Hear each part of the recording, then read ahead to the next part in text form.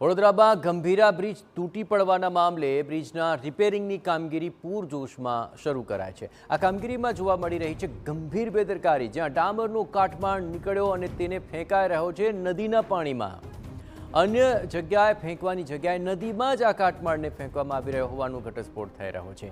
તો બ્રિજના રિપેરિંગની કામગીરી અત્યારે પૂરજોશમાં એક તરફ ચાલુ છે, પરંતુ આપ જુઓ આ કામગીરી દરમિયાન જે ડામર નીકળી રહ્યો છે તેને અન્યત્ર ખસેડવાને બદલે તેઓ સીધા જ નદીના પાણીમાં તેને ફેંકી રહ્યા છે અને કામગીરીની અંદર આ ગંભીર બેદરકારી અત્યારે તો સામે આવી રહી છે।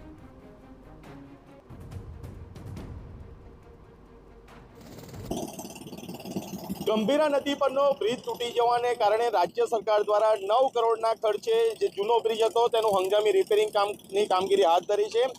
દ્રશ્યો બતાવવાનો પ્રયાસ કરીશ કે જે જૂનો બ્રિજ છે તેનો તમામ જે ઉપરનો ભાગ છે, જે ડામરનો રોડ હતો તે તોડી પાડવાની અત્યારે કવાયત હાથ ધરવામાં આવી છે।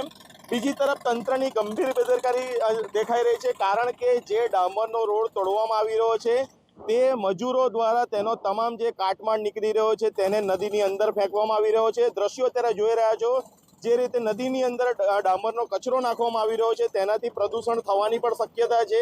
સાથે સાથે જે જળચર જીવો છે તેને પણ અસર થવાની શક્યતા છે। ત્યારે માર્ગ મકાન વિભાગ વડોદરા દ્વારા કોઈ નક્કર કામગીરી કરવામાં આવશે કે કેમ, તે સૌથી મોટો પ્રશ્ન છે। ધર્મેન્દ્ર કપાસી, TV9 વડોદરા।